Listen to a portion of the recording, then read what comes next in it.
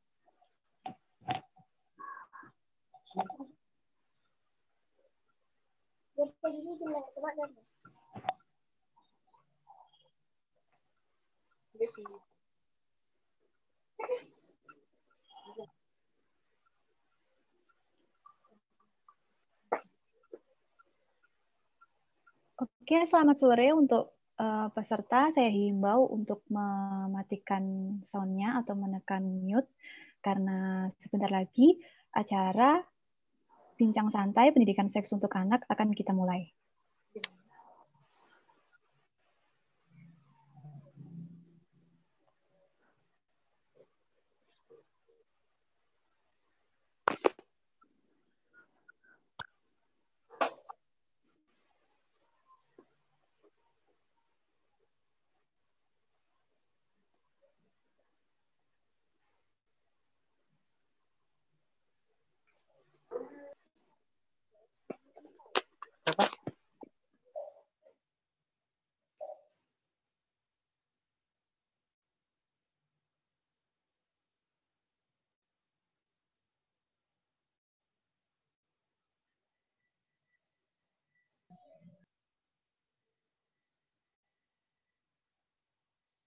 Oke, Assalamualaikum warahmatullahi wabarakatuh. Selamat sore, salam sejahtera untuk kita semua dimanapun kita berada. Pertama-tama, marilah kita ucap rasa syukur kepada Tuhan semesta alam yang telah memberikan kesempatan untuk kita semua bisa bersama-sama dipertemukan dalam acara kali ini. Dalam keadaan yang semoga semuanya selalu dan tetap sehat dan serta bahagia. Kami mengucapkan pula selamat datang dan terima kasih kepada teman-teman yang telah hadir pada acara Bincang Santai Pendidikan Seks untuk Anak. Sebelum kita masuk kepada materi, saya akan persilahkan untuk founder Pena Ananda Club, Bun Cut Zakia Ansari, memberikan sepatah dua patah kata sebagai pembukaan acara ini. Untuk Bunda Cut, waktu dan tempat saya silakan. Terima kasih Kak Helin. Assalamualaikum warahmatullahi wabarakatuh. Waalaikumsalam. Alhamdulillah, alhamdulillahilladzi arsala rasulahu bil huda wa dinil haq liyudhhirahu 'ala dini kullih wa kafa billahi syahida. Asyhadu an la ilaha illallah wahdahu la syarikalah wa asyhadu anna Muhammadan abduhu wa rasuluh amma ba'd. Pertama-tama saya ucapkan terima kasih kepada rekan-rekan relawan Pena Ananda Club yang telah mendesain Festival Bonorowo Menulis yang ketiga ini dengan sangat luar biasa di masa pandemi. Dan ini adalah Festival Bonorowo Menulis yang ketiga. Nah, perkenalkan saya Cut Zakia Ansari, founder dari Sanggar Kepenulisan Pena Ananda yang berdiri sejak tahun 2008. Dan kali ini Festival Bonorowo Menulis yang ketiga memang kita adakan dengan spesial, yaitu melalui jalur dalam jaringan atau daring atau online, karena memang kondisinya yang masih kita harus stay at home. Bapak Ibu semua, alhamdulillah kita bersyukur sekali sekilas saya akan sampaikan tentang Festival Bonorowo Menulis. Festival Bonorowo Menulis ini sebagaimana namanya, Bonorowo itu adalah nama kuno Tulung Agung, dan menulis ini adalah salah satu dari aktivitas literasi yang menjadi impian dari Sanggar Kepenulisan Pena Ananda. Jadi festival ini kita mulai tahun 2015 menjadi festival 2 tahunan. Tahun 2015 festival pertama ini mengusung tema Tulung Agung Menulis, artinya bagaimana kami mencoba untuk mendorong daerah-daerah mendokumentasikan potensi-potensi lokal. Nah, kemudian tahun 2017 itu tema kami berubah dalam arti lebih konkret lagi, yaitu bagaimana memberdayakan desa sebagai desa literasi. Karena bagaimanapun juga sumber daya desa ini sangat luar biasa, sehingga seharusnya bisa menjadi menjadi ruang belajar bagi siapapun juga, ruang kreatif bagi siapapun juga, dan ruang berdaya bagi siapapun juga. Nah, yang ketiga ini sengaja kami mengambil tema Semua Untuk Anak karena kita tahu bahwa masa depan kita, masa depan bangsa, masa depan negara, dan masa depan peradaban manusia itu sangat tergantung pada generasi sekarang ini. Nah, bagaimana kita sebagai orang tua, sebagai guru, sebagai masyarakat, sebagai stakeholder itu bisa mendampingi anak-anak dengan cara yang tepat sesuai dengan kebutuhan anak-anak. Nah, karena itu kawan-kawan panitia Festival Bonorowo Menulis sudah mendesain tema-tema sedemikian rupa, termasuk tema sore ini adalah tema yang sangat pas karena dengan dengan terbukanya ruang informasi melalui gawai, kemudian internet, anak-anak bisa mengakses banyak informasi tanpa saringan, sehingga tanpa pendidikan seks yang benar yang harus dimulai sejak keluarga, baik di dalam lingkungan sekolah, di lingkungan masyarakat, maka anak-anak akan terjerumus pada hutan belantara yang sangat menakutkan bagi masa depan anak-anak. Nah, itu saja pengantar dari saya. Mudah-mudahan apa yang kita sampaikan hari ini, sore ini, memberikan manfaat yang sangat luar biasa dan memberikan keberkahan bagi kita semua. Yang paling penting adalah bagaimana bisa mengantar anak-anak dengan sangat luar biasa. Dan mohon dengan kesabaran ketika proses ini berlangsung, mohon semuanya di-mute ya. Di-mute sehingga hanya narasumber yang bisa supaya materi ini nanti bisa terserap dengan baik. Terima kasih Kak Helin, terima kasih semua yang hadir di forum ini. Semoga apa yang kita dapatkan hari ini bisa bermanfaat buat anak-anak kita. Assalamualaikum warahmatullahi wabarakatuh. Salam literasi. Waalaikumsalam warahmatullahi wabarakatuh. Salam Bun. Oke, terima kasih saya sampaikan kepada Bunda yang telah memberikan sambutan sebagai pembukaan acara kita kali ini. Nah, sebelum kita masuk ke acara lebih mendalam lagi, saya juga akan berikan sedikit gambaran mengenai acara yang akan saya pandu kali ini.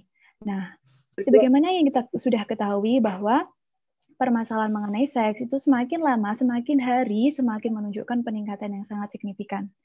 Bahkan dari beberapa artikel yang saya baca, dilansir dari laman suara.com, menurut Komisi Nasional Komnas Perempuan mencatat tiap 2 jam sekali setidaknya terdapat 3 perempuan Indonesia yang mengalami kekerasan seksual.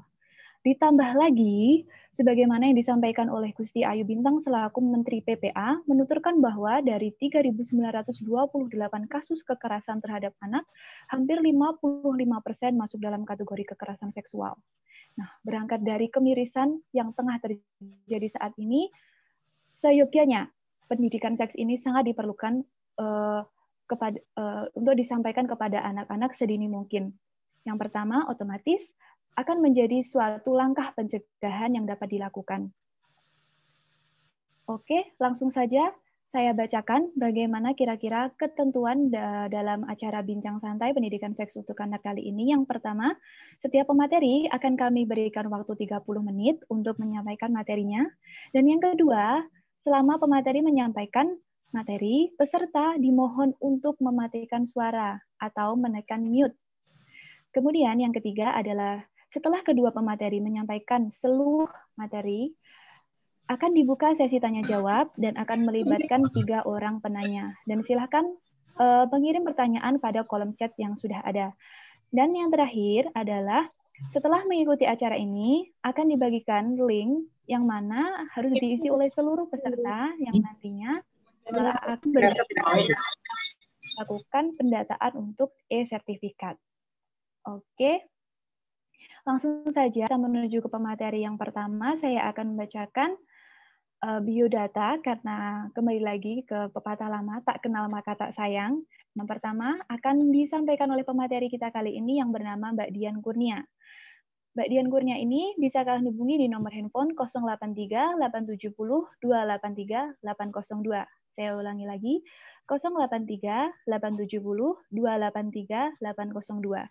Saat ini Mbak Dian Kurnia ini tengah menempuh pendidikan di Pascasarjana IAIN Tulungagung serta Sekolah Pascasarjana Universitas Gajah Mada Yogyakarta. Sementara untuk pengalaman orgasi yang sudah dijalani oleh Mbak Diania ini, yang saya rangkum di tahun 2015 sampai 2016 adalah sebagai Divisi Litbang Lembaga Pers Mahasiswa di IAIN Tulungagung, dan yang kedua ada 2016 sampai sekarang Direktur Forum Perempuan Filsafat atau FPF IAIN Tulungagung. Dari tahun 2017 sampai sekarang, peneliti Institute for Japanese Islam Research atau IJIR IAIN Tulungagung, dan 2017 sampai sekarang anggota Gus Durian Bonorowo Tulungagung. Nah, tanpa menunggu waktu lebih lama lagi, saya persilakan kepada Mbak Dian Kurnia untuk menyampaikan materinya yang saya yakin sudah sangat ditunggu-tunggu oleh para peserta di rumah. Kepada Mbak Dian Kurnia, waktu dan tempat saya silahkan. Oke, terima kasih moderator atau ini hostnya. Apa suara saya terdengar jelas? Sangat jelas. Siap, Mbak. Terdengar jelas. Ya, terima kasih juga untuk Bunda Cut yang sebagai pendiri ini, Pena Ananda, yang melibatkan diri saya untuk menyampaikan ya sedikit materi berbagi gitu, apalagi ini tentang anak. Selamat sore buat teman-teman semua, buat Bapak Ibu, buat Mas dan meluangkan waktu untuk terus belajar dan juga ternyata pandemi bukanlah halangan buat kita untuk terus mengasah ini kemampuan kita untuk terus belajar dan meningkatkan kemampuan. Nah, kemarin dihubungi Mbak Herlin untuk menyampaikan sex education tentang anak, itu agaknya memang berat karena konsentrasi saya juga di ini di spesifiknya di perempuan, dan saya mencoba menelusuri. Ini juga ada kaitannya dengan bagaimana isu-isu dari Komnas Perempuan itu salah satunya juga adalah anak yang masuk dalam kelompok rentan gitu. Oke, baik teman-teman dan para hadirin, semoga sehat selalu. Pada sore hari ini, ketika ini slide-nya mana ya, Mbak?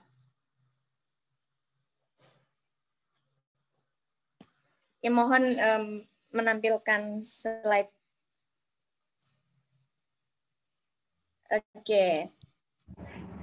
Di slide kedua, saya menyuguhkan beragam kasus yang saya rangkum dari beberapa media sosial yang diberitakan bahwasannya salah satunya berdasarkan laporan Komnas Perempuan di 2019, kekerasan seksual yang terjadi pada anak itu mencapai 571 kasus. Ini bukan kasus yang kecil, tetapi kalau diakumulasi dalam satu tahun, 570 kasus generasi bangsa ini mengalami suatu kekerasan. Apalagi kekerasan seksual yang berdampak pada nanti mungkin materi kedua ada psikologi. Itu sangat berdampak pada psikologis anak.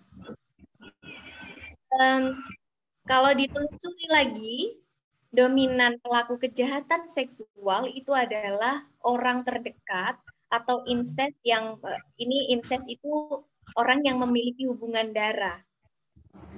Apalagi kita cari ini berita yang kita konsumsi itu lagi bisa juga ayah bahkan itu juga sebagai pelaku kejahatan seksual kepada anaknya sendiri, ayah tiri dan bahkan bapaknya sendiri. Nah, di sini kekerasan seksual di ranah personal itu kalau kita mengacu pada terminologi anak itu di dalam kalau kita mengacu pada undang-undang, khususnya pada undang-undang pasal 1 ayat 1 Undang-Undang nomor 23 tahun 2002 bahwasannya anak itu adalah seseorang yang belum berusia 18 tahun. Jadi kalau terminologi ini berarti orang yang belum 18 tahun, maka itu bisa disebut sebagai anak. Nah, di sini pada kekerasan seksual yang dilaporkan oleh Komnas Perempuan, kekerasan seksual di ranah personal itu didominasi oleh pelaku pacar.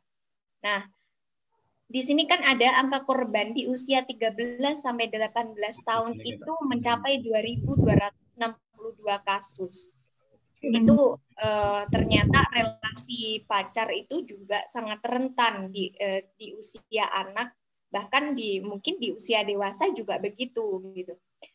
Kemudian 653 kasus lagi itu dialami oleh anak yang berusia 6 sampai 12 tahun. Nah, dan 129 pada usia di bawah 5 tahun. Nah, ketika melihat kasus-kasus ini, jadi kasus-kasus yang terjadi pada anak itu bukan kasus tunggal atau kasus yang memang terjadi anak itu dibiarkan begitu saja oleh orang tuanya, ataupun ini anak itu juga salah satunya adalah anak yang mungkin stabilitas itu juga sangat rentan. Anak juga berpotensi sebagai pelaku. Di sini di dalam laporan Komnas Perempuan lagi-lagi mengacu pada laporan Komnas Perempuan karena didapat pelaku kekerasan seksual itu terdapat 37 kasus di usia 13 sampai 18 tahun. 86 kasus itu usia 6 sampai 12 tahun dan 10 kasus di bawah 5 tahun. Jadi anak itu juga berpotensi sebagai korban dan juga berpotensi sebagai pelaku. Nah, di sini jadi tidak hanya pendidikan seks itu, kenapa pendidikan seks itu penting untuk menghindarkan anak itu berpotensi karena anak itu berpotensi sebagai korban dan juga anak bisa berpotensi sebagai aktor kekerasan seksual sejak dini maupun nanti ketika dewasa. Semua orang berpotensi sebagai korban kekerasan atau pelaku kejahatan seksual.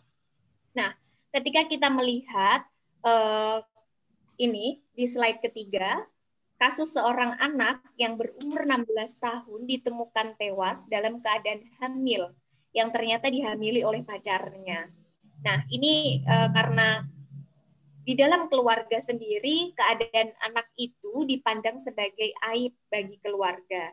Lalu seolah-olah karena itu aib, itu menjadi pembenaran atas kakaknya untuk membunuh si adiknya yang tadi dihamili oleh pacarnya untuk menghilangkan aib di dalam keluarga.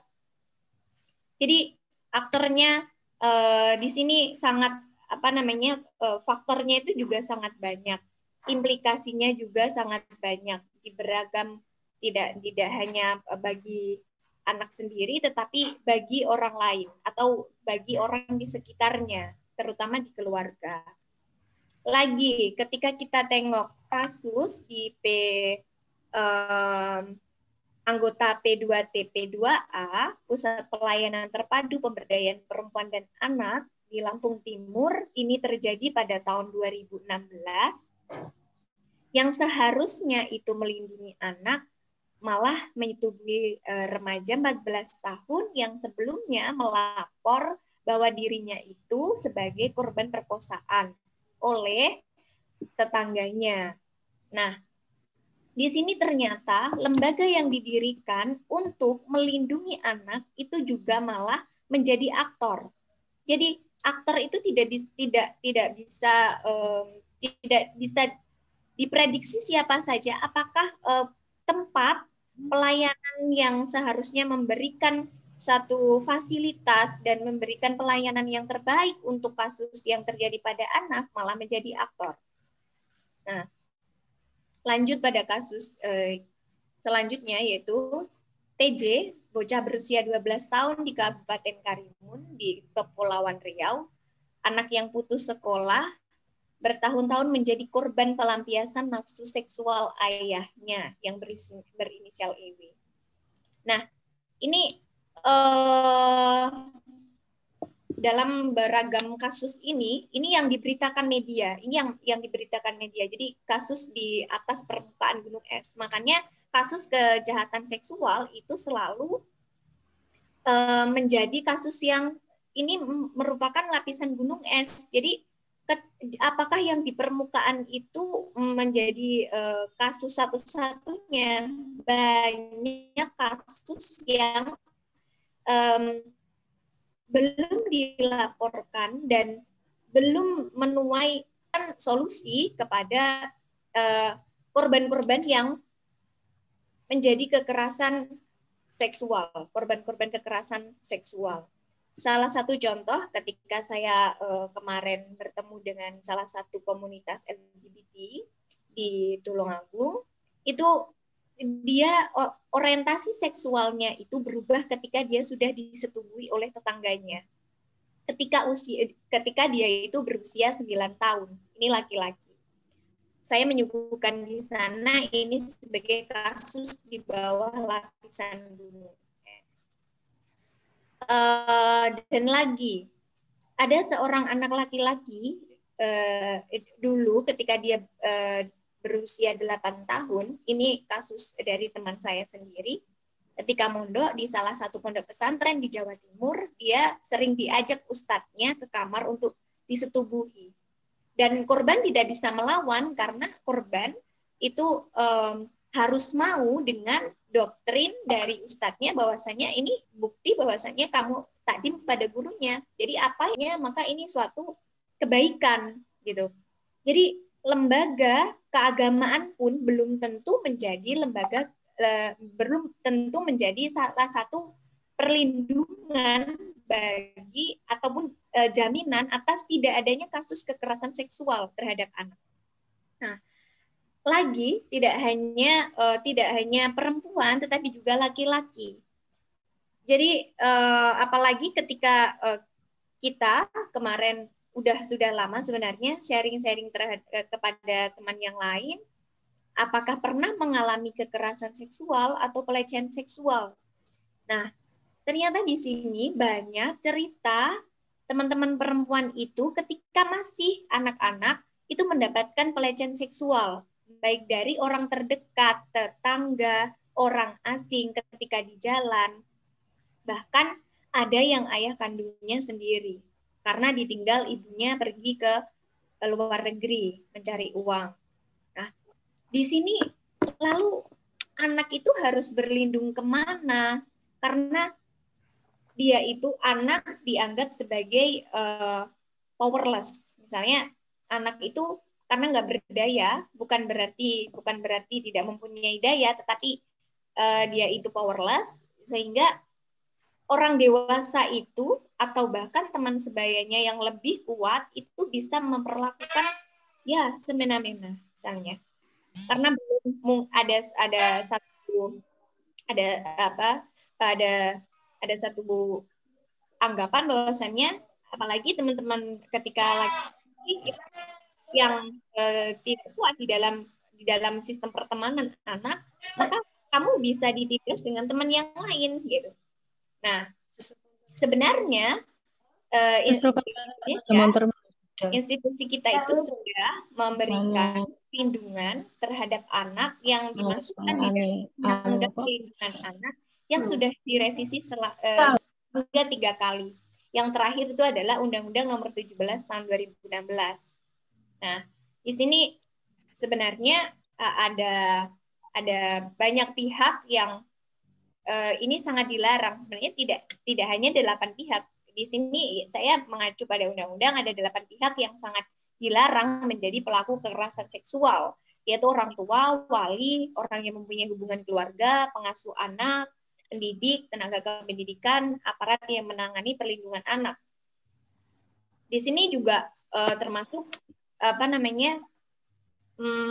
orang lain, stranger, orang lain, orang yang tidak dikenal itu juga tidak boleh sebenarnya menjadi aktor kekerasan seksual siapapun. Nah, sebenarnya kalau untuk membahas lebih ini, sebenarnya terminologi seks itu apa sih? Kenapa kasus kekerasan seksual itu banyak banget gitu? Dan sebenarnya ini merujuk pada apa gitu? Untuk nanti misalnya merumuskan pendidikan atau kurikulum yang itu sehat untuk anak gitu. Kalau saya mengambil pada KBBI, saya Kamus Besar Bahasa Indonesia, seks itu diasosiasikan kepada jenis kelamin. Jadi ini jenis kelamin perempuan atau laki-laki kan sangat berbasis biologis gitu. Tetapi kemudian ada perubahan, ada tambahan itu diasosiasikan dengan perilaku seksual itu untuk berhubungan badan. Ada birahi. Nah, ini juga ketika saya merujuk pada Oxford, apakah di luar negeri juga sama terminologi ini? Karena kita berbicara soal seks itu tidak jauh dari yang kita gunakan untuk menyebut satu aktivitas seksual ataupun ini disebut sebagai seks. Nah, kalau di sini sebenarnya seks sendiri itu hanya pembedaan antara laki-laki dan perempuan secara biologis, identitas gitu. Jadi selalu dikaitkan dengan bagaimana fungsi reproduksi baik dari laki-laki maupun perempuan. Nah,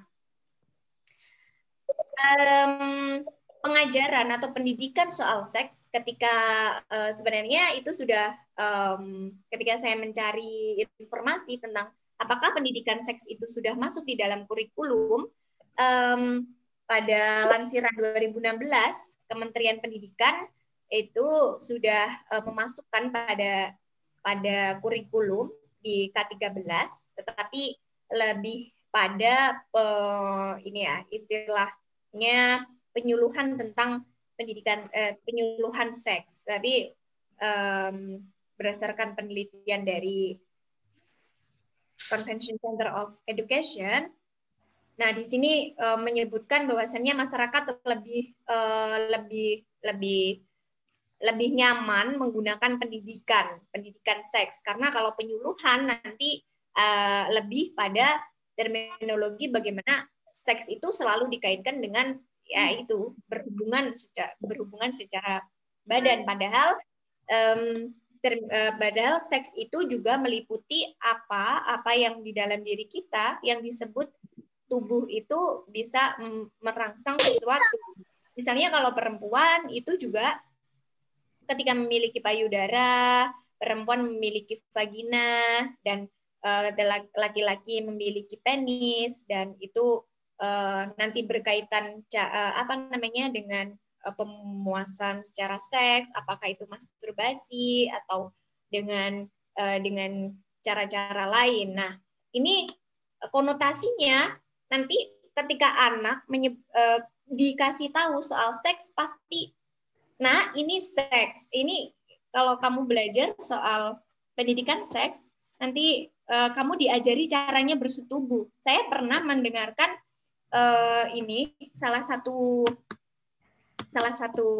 lembaga pendidikan di TPA di sebelah rumah itu menyebutkan kalau kamu nanti dikasih tahu soal pendidikan seks, kalian kebetulan ngomong gitu, kamu nanti pasti diajarin caranya bersetubuh. Nah, ini pemahaman dari mana soal seks itu selalu dikonotasikan dengan itu, padahal mengidentifikasi bagian tubuh tertentu untuk tidak boleh disentuh orang lain karena itu sebagai otoritas tubuhnya, itu adalah bagian yang paling penting untuk menghindarkan anak kepada orang-orang yang kemudian melakukan kejahatan seksual.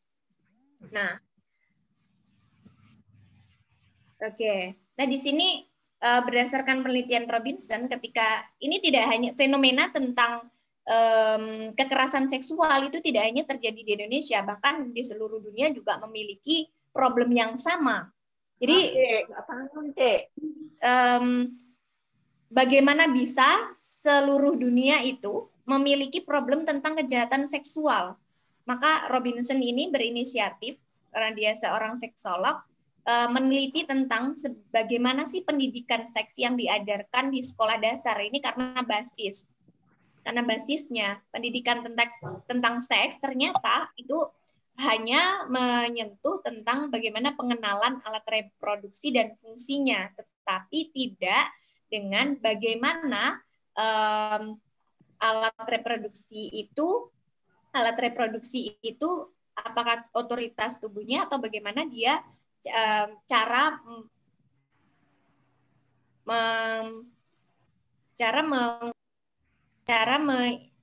mengimplementasikan bahwasanya ini adalah tubuh otoritasku. Nah, ini pendidikan tentang seks yang masih jarang diajarkan secara spesifik di kalangan remaja, bahkan untuk anak, itu menjadi salah satu penyebab besar bagaimana kejahatan seksual itu terjadi. Karena seks itu masih di dalam budaya kita, masih dianggap tabu, dan juga konotasi yang negatif tentang seks itu menjadi salah satu penyebab juga. Nah, kemudian di sini saya mengklasterkan faktor-faktor adanya kekerasan seks pada anak berbasis dari bagaimana berita yang digelontorkan di media, dan juga berdasarkan pengalaman saya juga mendengarkan cerita-cerita seks. Maka faktornya itu adanya anggapan seks itu hanya dikonsumsi oleh orang dewasa. Nah, kenapa hanya dikonsumsi orang dewasa?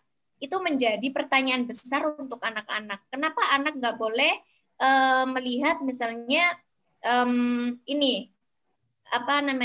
karena rasa penasaran, sebenarnya teman perempuan itu kenapa kok berbeda dengan kita? Misalnya ada payudara, sedangkan saya tidak. Apa fungsinya payudara? Atau kenapa bentuk alat vitalnya itu berbeda dengan saya, misalnya kalau laki-laki. Apakah ini fungsinya apa atau bagaimana? Pertanyaan-pertanyaan anak biasanya berlanjut sedetail mungkin, dan kadang sebagai orang tua ataupun kita sebagai orang dewasa itu bingung menjelaskan tentang ini gimana caranya menjelaskan tentang ya ini tubuhmu yang memiliki ini adalah anugerah yang berbeda dengan yang lain, misalnya dengan laki-laki dan perempuan memiliki alat vital sendiri yang berfungsi seperti ini, kadang anak juga masih bingung gitu. Nah, di sini sistem pendidikan yang belum memiliki sex edu awareness. Nah, sistem pendidikan itu tidak hanya terjadi di institusi formal, tetapi institusi non formal itu juga belum, misalnya kayak TPA, misalnya di madrasah diniyah ataupun di sosialisasi di keluarga ataupun di masyarakat itu juga masih sangat minim untuk membicarakan soal seks. Nah, yang selanjutnya ini terdapat segregasi kelas sosial. Nah, di sini sebenarnya ini bukan faktor tunggal, tetapi ketika ada penelitian dari Charles Wirnes ketika melihat basis kekerasan seks itu terjadi pada anak yang itu berada dengan latar belakang keluarga yang lebih kelas sosialnya itu lebih rendah. Nah, kenapa? Karena orang itu ketika pelaku, meskipun pelaku tidak mengkalkulasi siapa saja pelakunya, tetapi orang yang memiliki kelas sosial yang lebih rendah itu juga dianggap sebagai orang yang powerless gitu. Jadi anak itu, halah kamu anaknya siapa. Nah, pertimbangan kamu anaknya siapa itu juga menjadi salah satu basis bagaimana kekerasan seksual itu terjadi. Nah, apakah di kelas menengah sosial ke atas itu tidak terjadi? Itu juga terjadi. Jadi ini bukan jaminan, tetapi segregasi kelas sosial, apalagi rentan terhadap anak-anak yang memiliki anak-anak disabilitas, penyandang disabilitas. Karena sangat anak itu sudah dikategorikan sebagai vulnerable group atau kelompok rentan, apalagi anak yang sebagai penyandang disabilitas. Jadi kelompok rentan double. Jadi kelompok rentan yang rentan juga. Nah, itu ini basisnya juga tetangga desa saya yang menyandang disabilitas mental, itu dia di usia 10 tahun itu sudah hamil. Hingga sekarang dia berusia 20 tahun itu sudah memiliki anak 4 dan itu tidak tahu siapa bapaknya. Nah, ketika terjadi seperti itu, jangan-jangan ketika dia sendirian, itu orang bebas, kamu lo gila, aku bisa melakukan apa saja terhadap dirimu. Pasti kamu juga tidak, kamu pasti tidak akan memberontak atau kamu tidak akan memikirkan konsekuensi dari ini, seperti orang normal lainnya. Nah, ini menjadi problem tersendiri untuk kita, bahwasanya melindungi anak-anak yang disabilitas itu juga sangat penting dan harus diperhatikan. Nah, sebagai budaya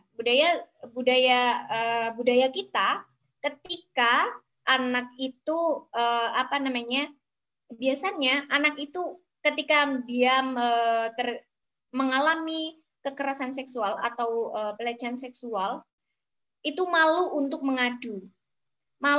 Budaya malu untuk mengadu karena ini aib atau ini suatu, saya sudah tubuh saya sudah disentuh orang lain dan itu berarti tubuh saya kotor.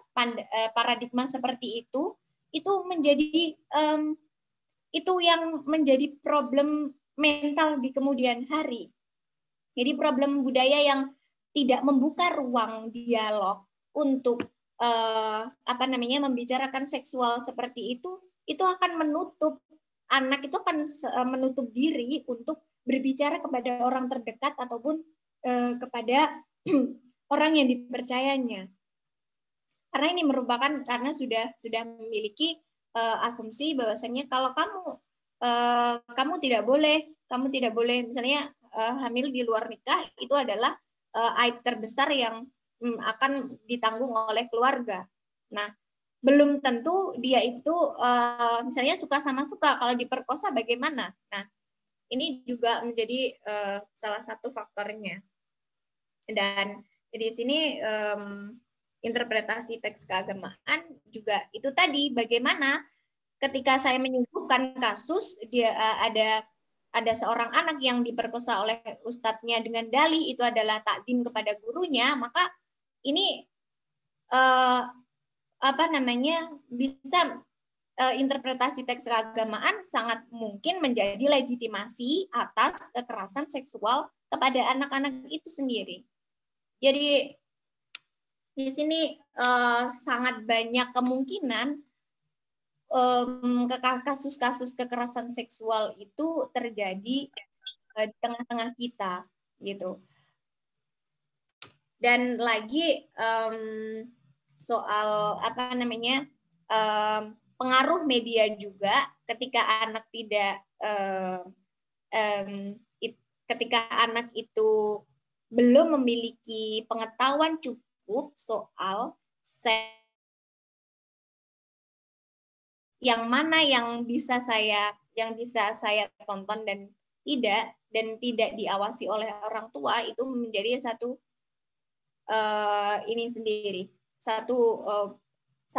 sumbangan besar untuk kasus kekerasan seksual yang dia adopsi dari media untuk diberlakukan kepada temannya. Nah, ini saya tidak memasukkan di sini tentang kasus belakangan di Sumbawa.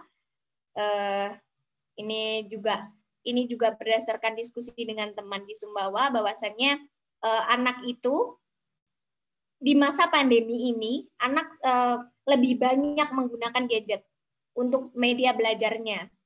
Ketika anak tidak diawasi dengan orang tua ataupun walinya ataupun pendampingnya, dia bisa membuka apa saja. Nah, di situasi lengah itu dia membuka ternyata HP yang digunakan itu adalah HP orang tuanya, yang di dalam riwayat itu ada soal membuka video tentang seks ataupun tentang berbau-bau seks gitu. Dan dia menonton dengan sangat antusias, dan kemudian dia mempraktekkan itu dengan teman sebayanya. Nah, tanpa sepengetahuan orang tuanya, dan orang tua dari si anak tadi yang menjadi korban dari anak ini, dia itu sebagai pelaku, dia itu laki-laki. Nah, di sini anak itu bercerita kepada temannya, dan ibunya itu tahu dari temannya juga bahwasanya dia pernah pernah dilihatkan alat kelamin teman laki-lakinya dan disuruh dimainkan. Nah, kontrol semacam ini tidak bisa yang dipersalah, tidak yang menjadi problemnya itu bukan hanya bagaimana orang tua mengawasi, karena juga orang tua punya double kerjaan, tidak hanya mengurusi soal anaknya saja, tetapi pengawasan yang lebih ketat dan diberikan pengertian kepada anak itu menjadi lebih penting. Ini saya menyuguhkan edukasi seks bagi anak yang berbasis media. Mungkin teman-teman itu juga sudah pernah search soal edukasi anak. Bagaimana dia itu ketika saya menonton video ini, oh ternyata ada anak yang ketika penis dikonotasikan dengan burung, dia itu juga bingung. Burung kok nggak bersayap misalnya. Terus ini fungsinya apa gitu? Fungsinya apa? Lalu di sini juga menyuguhkan, di dalam video ini juga menyuguhkan edukasi tentang bagian-bagian tubuh yang boleh disentuh, dan yang tidak boleh disentuh. Di video ini juga menyuguhkan bahwasannya tubuhmu itu adalah otoritas atau itu kamu yang menentukan. Tapi oleh orang lain, baik siapapun, kecuali orang tua yang memahami anak itu sendiri, maka tidak boleh ada orang asing yang menyentuh dirinya. Tetapi problemnya ketika orang tua itu malah menjadi pelaku, gitu. Seperti yang saya suguhkan tadi, bagaimana ketika orang tua yang memahami diri anak itu malah menjadi pelaku, itu juga orang tuanya juga perlu diedukasi soal itu. Nah, jadi kekerasan pada anak ini tidak hanya tugas guru, misalnya di sekolah formal, non formal, dan juga tugas orang tua, tetapi juga menjadi tugas dari semua lapisan, semua elemen di dalam masyarakat. Karena kekerasan seksual seperti yang saya katakan tadi itu disumbang oleh beragam hal, mulai dari budaya, mulai dari segi bagaimana parenting juga ini sebagai sumbangan dari bagaimana ini menjadi bagaimana ini menjadi tanggung jawab dari institusi negara yang harus menghadirkan lebih ketat untuk upaya-upaya memasukkan edukasi soal seks, dan bukan menjadi hal yang tabu lagi, tetapi menjadi hal yang paling penting, menjadi prioritas. Jadi keseluruhan elemen itu harus berjalan beriringan. Jadi dari pengetahuan orang tua mungkin disosialisasikan, di kesehatan reproduksi juga harus disosialisasikan, dan juga dari beragam elemen yang seharusnya ini tahu tentang bagaimana seks itu diberlakukan. Nah, ini apa namanya didukung dengan bagaimana penelitian tadi, yang penelitian dari Routledge, ini adalah problem global, dan ini tidak hanya kita orang yang di timur yang mengalami kasus-kasus kekerasan seksual, tetapi ini juga berarti fenomena ini bagaimana bisa terjadi di seluruh dunia. Berarti ada cara pandang dan juga ada problem di dalam sistem dan di dalam pikiran masyarakat soal apa itu seks. Nah, maka dari itu di supporting sistemnya, jadi ketika Pena Ananda menyelenggarakan seminar ini atau edukasi ini sangat penting untuk bagaimana ini adalah bagian dari sosialisasi tentang pendidikan seks itu sendiri. Mungkin ada teman-teman yang sudah yang berada di institusi atau memiliki anak yang pernah bertanya atau sudah pernah mensosialisasikan soal apa itu seks. Karena basicnya saya belum memiliki anak nanti, tetapi ada anak-anak kecil di lingkungan saya yang terkadang itu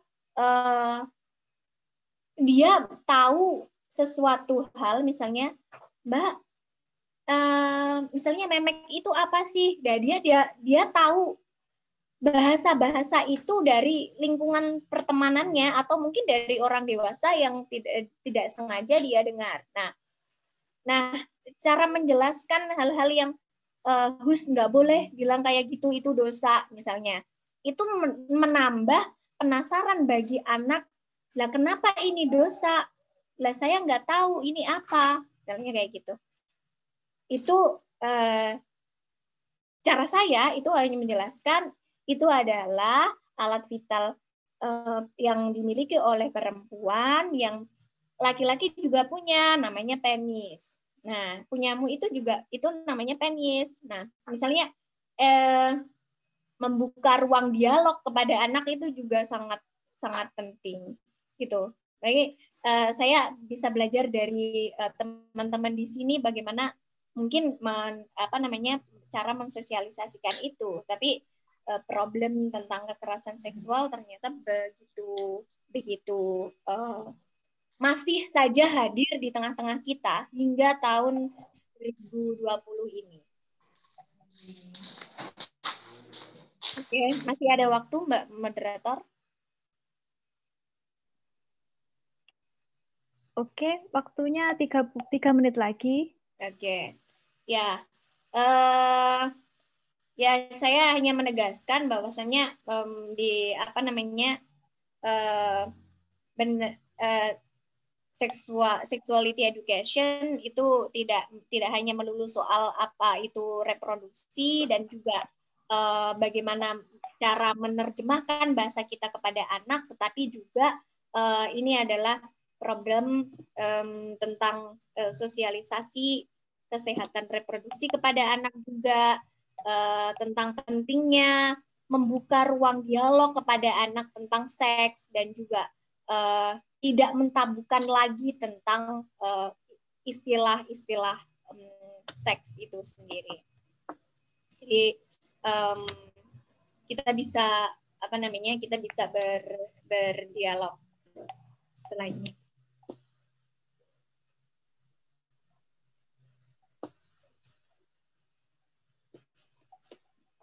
Oke, untuk Mbak Dian, begitu Mbak Moderator. Terima kasih. Oke, terima kasih untuk materi yang sudah dipaparkan dengan Mbak Dian. Tadi kita sudah dapat banyak sekali fakta-fakta di lapangan bahwa di sekitar kita ternyata ada banyak sekali kasus-kasus yang menjurus kepada pelecehan seksual. Dan anak-anak ternyata memang sangat berpotensi besar untuk menjadi korban dari kasus-kasus seperti ini. Dan selanjutnya adalah mengenai ternyata bahwa aktor-aktor dari atau pelaku-pelaku pelecehan seksual ini bisa saja datang dari orang terdekat kita. Nggak hanya orang yang tidak kenal, tapi juga orang-orang terdekat kita malah menjadi pelaku dari pelecehan seksual ini. Makanya pendidikan seks ini, kembali ditekankan oleh Mbak Dian tadi, sangatlah penting untuk diajarkan kepada anak-anak. Oke, terima kasih. Bahkan anak-anak bisa menjadi pelaku. Nah, ya. Bahkan anak-anak pun bisa menjadi pelaku dari pelecehan seksual itu sendiri. Tentunya ini sangat miris sekali ya, teman-teman. Oke, mari kita melanjutkan ke materi yang kedua kali ini yang akan disampaikan oleh pemateri Sri Wahyuni namanya. Saya akan membacakan biodata dari Mbak Sri Wahyuni. Langsung saja, untuk teman-teman silahkan membuka lembaran baru untuk mencatat materi kita yang kedua kali ini. Oke, saya bacakan untuk profil atau biodata dari Mbak Sri Wahyuni ini. Mbak Sri Wahyuni ini punya pengalaman sebagai partisipan Short Course Asia University Taiwan tahun 2019, delegasi Indonesia di Istanbul Youth Summit Turkey 2020, dan delegasi Youth Innovator E-Conference by SUDEC International 2020. Itu adalah pengalaman internasional dari Mbak Sri Wahyuni. Dan yang pengalaman organisasi, Mbak Sri Wahyuni, Sekretaris Umum UKM MTQ Universitas Muhammadiyah Malang 2018-2019, founder komunitas Quran Backpacker 2019, founder dan CEO LSM Pemuda Indonesia Bisa. Nah, dari pengalaman organisasi yang telah saya sebutkan tadi, tentunya teman-teman ada feeling, kira-kira Mbak Sri Wahyuni itu siapa? Nah, benar sekali, Mbak Sri Wahyuni adalah alumni dari Fakultas Psikologi Universitas Muhammadiyah Malang tahun 2016 sampai 2020. Oke. Kepada Mbak Sri Wahyuni, selaku pengampu bidang psikolog, waktu dan tempat saya silahkan. Monggo.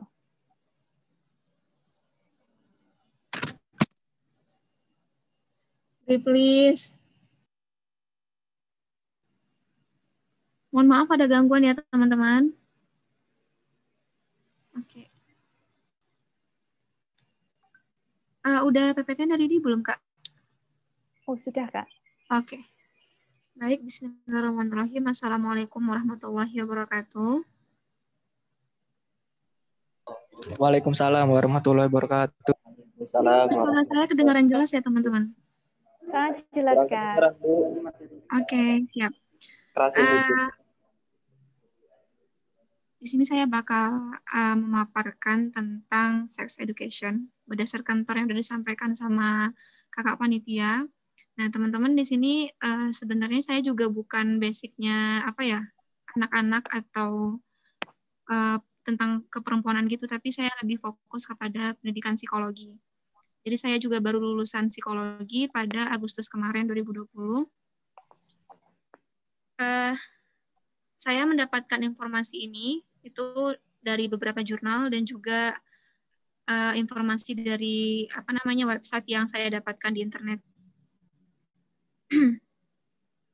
Kita mulai itu ya teman-temannya, bahas dari kasus dulu. Bisa diklik slide kedua, Kak. Oke.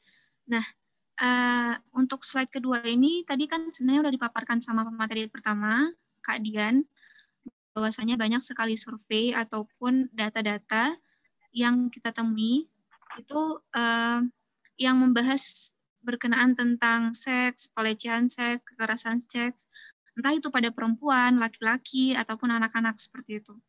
Nah, seperti yang saya paparkan di slide kedua ini, teman-teman bisa baca sendiri. Itu slide poin pertama itu survei dari KPAI, itu Komisi Perempuan dan Anak Indonesia. Dia mengatakan bahwasanya pada tahun 2013 hingga 2014 itu pelecehan seksual itu meningkat hingga 100%. Kemudian data dari kompas.com itu mengabarkan bahwa 60% remaja di Indonesia itu sudah tidak perawan seperti itu. Next slide, Kakak. Oke, sekarang kita masuk kepada pengenalan seks lebih dekat. Sebelumnya, Kak Dian udah membahas tentang apa sih definisi dari seks itu, kemudian bagaimana sih pembagiannya, kayak gitu. Kita review ulang lagi ya teman-teman ya. Jadi seks itu secara secara garis besar itu adalah cara genetis untuk menciptakan dan mewariskan ciri individual. Sifatnya itu nggak cuman kepada hubungan intim sebagaimana dijelaskan oleh pemateri pertama tadi, tapi juga berkenaan tentang informasi-informasi mengenai anatomi seperti itu. Lanjut, Kak. Oke, di sini seks mempunyai dua makna. Yang pertama itu adalah yang bersifat dimorfisme seksual.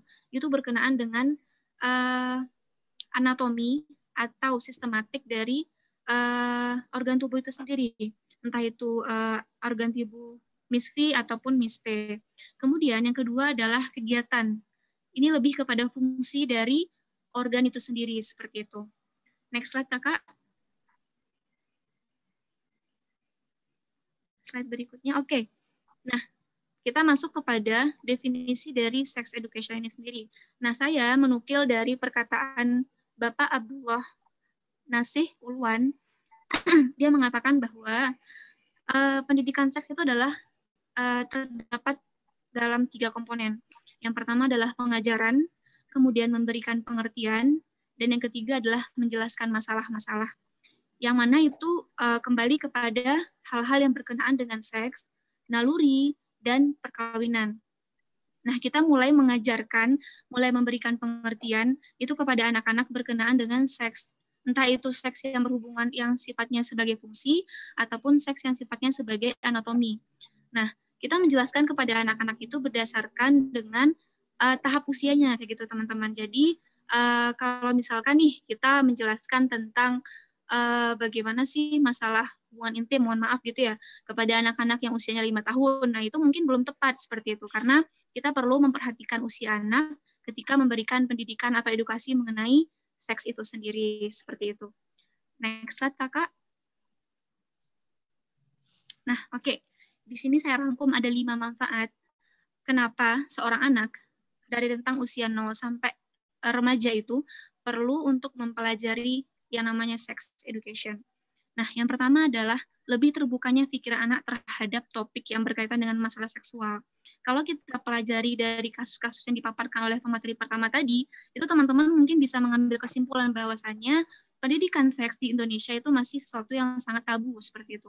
Tidak semua kalangan itu bisa menerima ketika kita meminta mereka untuk mengajarkan anak mereka berkenaan dengan sex education kayak gitu. Nah, dengan adanya sex education ini, itu anak-anak itu tidak akan tabu dalam mempelajari atau mengetahui hal-hal yang berkenaan dengan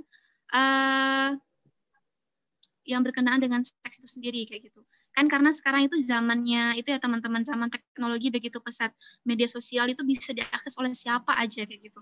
Nah, ketika kita tidak bisa mengenalkan sejak dini kepada anak-anak mengenai seks, maka itu mereka cenderung akan belajar dari lingkungan luar yang mungkin saja itu tuh nggak memberikan informasi secara kompleks kepada mereka, sehingga terjadinya ketimpangan atau kekurangan informasi, sehingga mereka bisa saja melakukan tindakan seksual, bisa saja loh, atau menjadi korban pelecehan seksual kayak gitu.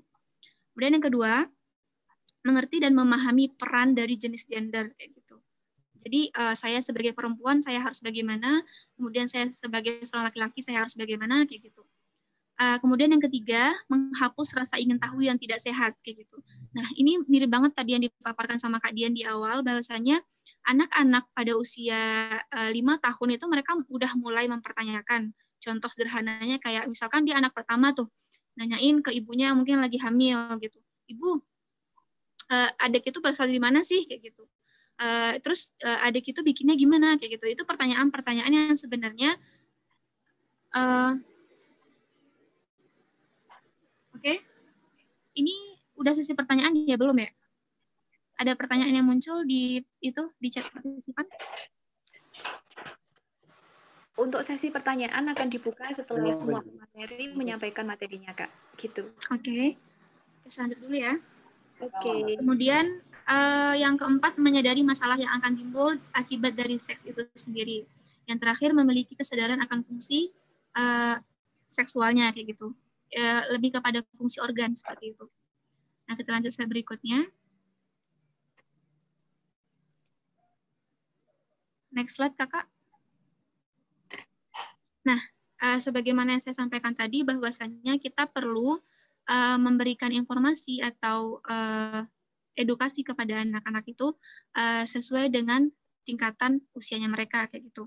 Nah, saya rasa di beberapa instansi itu sudah menerapkan informasi atau pendidikan yang berhubungan dengan ini kayak gitu. Namun belum semua keluarga di Indonesia umumnya itu yang benar-benar mereka itu mengawal anak-anak mereka itu dari usia dini untuk memberikan edukasi mengenai seks seperti itu. Nah, ini ada saya rangkum menjadi 3 bagian. Yang pertama itu dari usia 0 sampai 5 tahun. Nah, itu kita mulai mengenalkan kepada anak-anak itu nama-nama dari organ tubuhnya seperti itu. Kemudian hal-hal apa saja yang sebenarnya boleh dilakukan ketika dalam rumah ataupun di luar rumah. Contoh sederhananya, misalkan ketika sudah mandi, dari kamar mandi itu pakai handuk, seperti itu. Intinya kalau secara garis besarnya itu kita mengajarkan mulai menumbuhkan rasa malu kepada anak, seperti itu. Dari usia 6 sampai 8 tahun, itu kita mulai membicarakan hal-hal yang berkenaan dengan persiapan mereka untuk menyambut usia pubertas, kayak gitu. Entah itu yang sifatnya kalau perempuan menstruasi atau tumbuhnya tumbuhnya bagian tubuh di tubuhnya itu gitu ya, yang mulai menonjol seperti itu, atau adanya mimpi basah kalau bagi laki-laki itu mereka harus dari persiapan atau diberikan pelajaran sejak dini kayak gitu, nggak cukup informasi dari pelajaran di sekolah seperti itu. Dan juga kita mulai menekankan bahwasannya pentingnya untuk menjaga diri mereka dari serangan luar kayak gitu. Ini juga nanti akan mencegah si anak untuk berperilaku untuk menjadi korban pelecehan seksual kayak gitu. Bahwasannya ketika mereka berkomunikasi dengan masyarakat luar, ada hal-hal yang harus mereka lakukan dan ada hal-hal yang tidak boleh mereka lewati batas seperti itu. Itu di usia 6 sampai 8 tahun itu sudah mulai diajarkan. Karena di usia itu tuh anak-anak kan sudah mulai membangun relasi dengan sekitarnya seperti itu, teman-teman di lingkungannya seperti itu. Kemudian selanjutnya adalah usia 13 hingga 18 tahun. Nah, ini itu lebih kepada mengajarkan anak-anak dalam hubungan lawan jenis. Itu ada batasannya, kemudian mengajarkan bagaimana kita berkomunikasi dengan lawan jenis, dan juga kalau bisa itu orang tua menjadi teman bagi anak. Kalau dari urutan psikologisnya ya, itu usia 13, ketika anak-anak udah menginjak usia remaja, itu peran orang tua itu nggak sekedar sebagai yang sifatnya otoritas, jadi kayak melarang dan menyuruh, tapi lebih kepada pendampingan. Jadi mereka menemani anaknya itu sebagai layaknya teman, seperti itu, sehingga anak akan lebih terbuka untuk membahas hal-hal yang berkenaan dengan cinta atau keintiman, seperti itu. Lanjut Kak, slide berikutnya. Nah, kemudian kita berbicara tentang pengambil peran dari sex education ini. Siapa aja sih orang-orang yang memiliki peran untuk memberikan edukasi mengenai seks itu sendiri. Nah, peran yang pertama yang pastinya adalah keluarga atau orang tua, karena itu adalah lingkungan pertama anak-anak ketika mereka pertama lahir ke dunia, seperti itu. Dari usia 0, mereka akan dibimbing oleh orang tua atau keluarganya, seperti itu. Dan orang tua itu harus lebih melek tentang sex education itu sendiri, kayak gitu. Jadi jangan sampai anak-anak itu belajar dari lingkungan luarnya, kayak gitu. Karena kita tidak tahu, kayak gitu kan. Kalau misalkan mereka belajar dari lingkungan luar, tidak bisa kita memastikan bahwasanya informasi yang akan mereka terima itu adalah secara penuh atau secara utuh, seperti itu. Nah, yang kedua adalah guru. Nah, di sini peran guru itu nggak sebatas mengajarkan seputar yang bersifat biologis saja, sebagaimana itu juga diterapkan di perannya orang tua, tapi juga lebih kepada bagaimana guru itu menerangkan tentang etika, norma, dan juga adat kebiasaan di lingkungan mereka, seperti itu. Jadi guru ini lebih kepada menekankan tentang kebiasaan dan juga etika-etika yang berlaku di lingkungan anak itu tempat tinggal, seperti itu. Nah, kemudian yang ketiga adalah masyarakat. Ini sebagaimana dijelaskan oleh Mbak Dian tadi, bahwasanya kebanyakan anak-anak mungkin di rumah dia baik-baik aja gitu, dia mendapatkan informasi yang sesuai, atau misalkan dia mendapatkan layanan gadget, kayak misalkan izin untuk menggunakan gadget, izin mengakses internet itu terbatas, seperti itu. Sedangkan ketika mereka keluar dari rumah, itu ketika mereka bertemu dengan teman-teman atau tetangga mereka, itu kita nggak bisa menjamin mereka akan mendapatkan sebagaimana yang kita berikan di rumah, seperti itu. Dan kemungkinan saja ketika di dunia luar mereka diajarkan sesuatu yang bersifat negatif. Nah, perannya masyarakat di sini adalah bagaimana bisa membangun lingkungan yang sehat, kayak gitu. Bagaimana kita bisa menerapkan hal-hal yang positif kepada anak-anak, seperti itu. Juga yang bersifat keamanan ya teman-teman ya. Kan karena terkadang tindakan pelecehan seksual misalkan itu tuh nggak dilakukan oleh orang jauh, tapi orang terdekat, kayak gitu, keluarganya lah, pamannya, atau sebagaimana yang lainnya, seperti itu. Nah, di sini peran masyarakat itu adalah bagaimana mereka care dan peduli kepada si anak itu sendiri. Lingkungan anak itu diusahakan diciptakan untuk lebih sehat, seperti itu. Kemudian lanjut slide berikutnya. Nah, ini saya mulai masuk kepada perspektif Islam dan perspektif psikologi. Nah, yang pertama kita masuk kepada perspektif Islam yang mengatakan bahwa pendidikan seks itu kita tidak hanya mengajarkan yang sifatnya teknikal kepada anak-anak atau fungsi organ dan sebagainya, kayak gitu. Tapi juga kita diimbangi dengan penanaman nilai-nilai kepada si anak, kayak gitu. Karena cenderung ketika mungkin saja gitu ya, nggak bisa menutup kemungkinan ketika mereka mempelajari udah tahu hal-hal itu, karena yang sifatnya namanya anak-anak ataupun remaja, kan mereka suka mencoba hal-hal baru, seperti itu.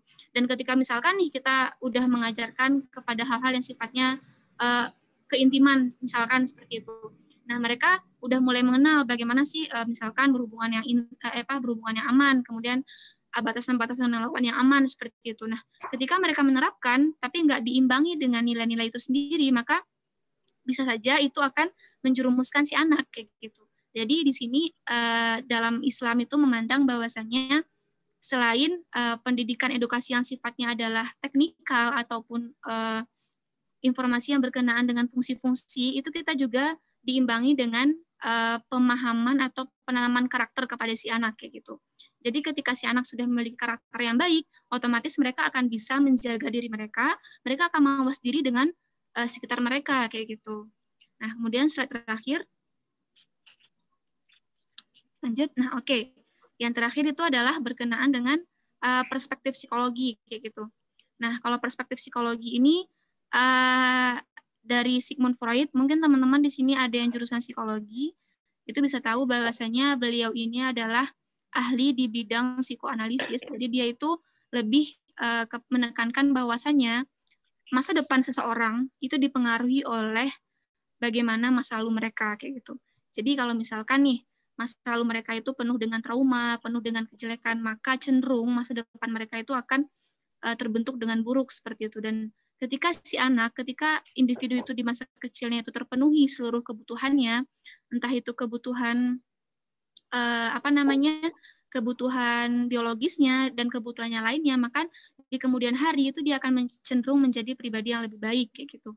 Nah, di sini si Freud ini menekankan bahwasannya tahap perkembangan dari psikoseksual seorang anak itu terdapat kepada 5 fase, yaitu fase oral, kemudian fase anal, fase falik, laten, dan genital. Nah, itu tuh lebih sebenarnya si Freud ini tuh lebih menekankan kepada fase yang bersifat kepada organ tubuh seperti itu. Misalnya fase mulut, dia pernah membahas sebuah kasus bahwasannya nih, misalkan ya, seorang anak ketika kecilnya itu dia nggak terpenuhi ASI-nya kayak gitu.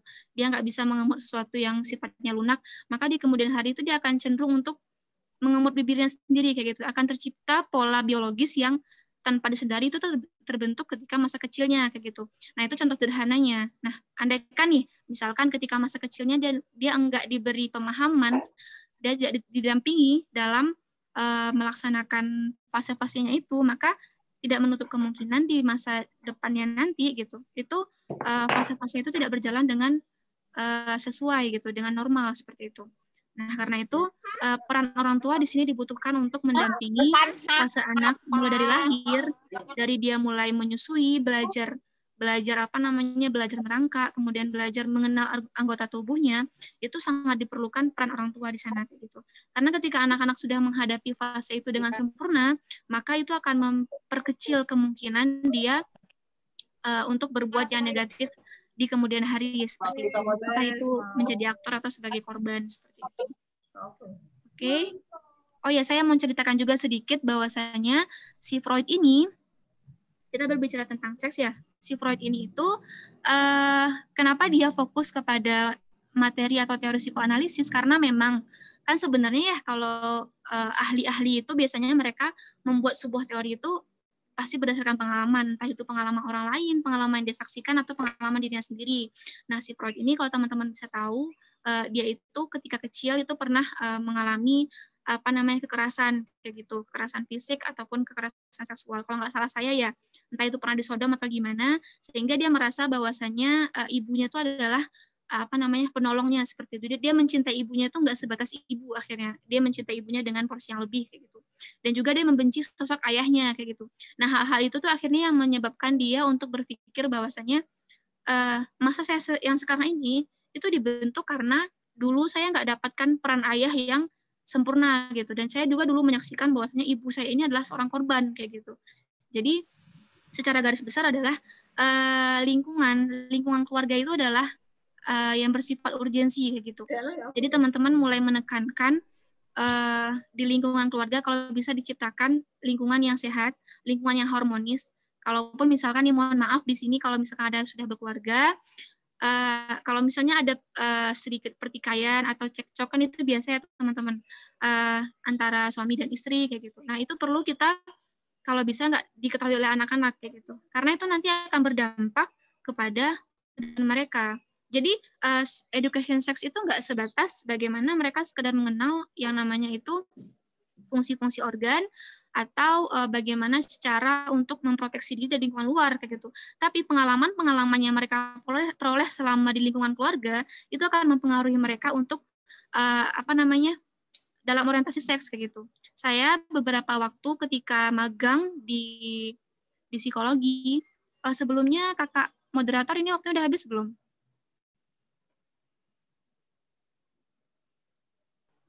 Halo? Masih ada 9 menit Kak untuk materi kali ini. Oke.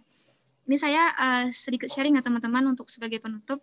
Jadi ketika saya magang ketika semester 7 atau 6 di fakultas saya itu saya mendapatkan klien yang dia itu mendiagnosa dirinya, didiagnosa juga sama psikiater itu mengatakan bahwasanya dia itu memiliki kelainan seks. Maksudnya dia cenderung untuk suka kepada sesama jenisnya. Dan itu ketika itu saya mendapatkan klien perempuan. Nah, setelah saya tanya, kenapa Mbak, kenapa bisa seperti itu, gimana ceritanya? Nah, poin yang paling saya tekankan, poin yang paling saya tekan ketika itu adalah bahwasanya dia menjadi seperti itu karena dia melihat ibunya 5 kali gonta-ganti suami. Maksudnya ibunya sering bercerai seperti itu karena ayahnya ini itu KDRT kayak gitu. Ibunya itu menjadi korban KDRT sehingga ibunya itu sering cerai dan nikah lagi dengan orang lain seperti itu, dan itu terjadi sebanyak 5 kali. Dan juga ketika dia kecil itu ayahnya tuh sering untuk sering banget memukul dia, sering banget ngebentak adik-adiknya seperti itu, sehingga dia berpikir bahwasannya laki-laki itu adalah sosok yang menyeramkan, laki-laki itu adalah sosok yang menakutkan, sehingga saya tidak berani lagi untuk menjalin hubungan dengan laki-laki. Sehingga ketika dia SMP ketika itu, kalau nggak salah dia bilang SMP apa SMA, dia memberanikan diri ya untuk berpacaran ketika itu ya. Maksudnya dekat dengan seorang laki-laki. Nah, ternyata laki-lakinya ini itu juga melakukan kekerasan fisik kepada dia kayak gitu. Dan juga kekerasan verbal. Nah, di sana tuh dia akhirnya membuat kesimpulan bahwasannya ya udah cowok sama aja kayak gitu ya. Dia akhirnya berpikir seperti itu. Ya udah akhirnya dia melampiaskan hasrat seksnya itu, maksudnya perasaan cintanya itu kepada sesama jenis kayak gitu. Dan beberapa tahun belakangan itu dia udah berpacaran sebanyak 5 kali itu dengan sesama jenis kayak gitu. Jadi kalau misalnya teman-teman yang masih awam dengan LGBT itu, bahwasanya LGBT itu nggak sebatas yang sifatnya itu entah kata orang itu genetik gitu ya, karena kalau saya sih nggak pro kalau itu genetik, tapi saya lebih pro itu adalah karena lingkungan. Dan lingkungan yang paling kecil itu, yang paling dasar itu adalah keluarga kayak gitu. Dan ketika keluarga bisa menanamkan nilai itu dengan baik, maka insya Allah itu karakter si anak itu akan terbentuk dengan baik kayak gitu. Dan beriringan juga, berbarengan juga dengan pemahaman mengenai seks mereka, entah itu sifatnya seks yang berhubungan dengan hubungan intim atau fungsi organ atau perasaan cinta, hasrat seksual, itu tuh mereka bisa mendapatkan informasi dengan sempurna kayak gitu. Seperti itu aja. Sekian dari saya.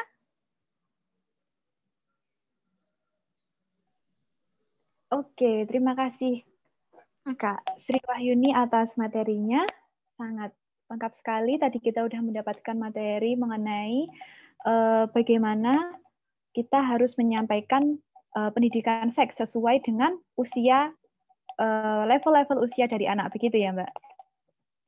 Selain itu, sebagai orang tua, ternyata kita juga bisa memberikan dampak, entah itu positif atau negatif kepada anak dari hal-hal yang dilakukan setiap hari secara tidak langsung, begitu ya Mbak, dari yang saya tangkap tadi. Oke. Selanjutnya, saya akan membuka sesi tanya-jawab. Untuk sesi tanya-jawab ini, ternyata sudah banyak yang bertanya ini. Sudah berjumpa yang bertanya. Oke. Untuk sesi tanya-jawab kali dengan 3 pertanyaan. Jadi mungkin nanti kalau masih ada waktu, saya akan informasi tambahan. Setelah acara ini selesai, saya akan memberikan link yang mana nanti teman-teman bisa isi untuk selanjutnya pengisian sertifikat. Jadi buat teman-teman yang dari kemarin atau tadi yang sempat bertanya-tanya mengenai sertifikatnya, jadi setelah ini akan saya bagikan linknya dan teman-teman bisa mengisi pada link tersebut data-data yang kami perlukan, kemudian kami akan kirimkan sertifikatnya. Gitu, teman-teman. Oke, langsung saja kita mulai sesi selanjutnya, yakni sesi tanya-jawab. Saya pertanyaan yang sudah masuk melalui chat kita, 3 pertanyaan teratas. Oke, saya bukakan dulu chatnya.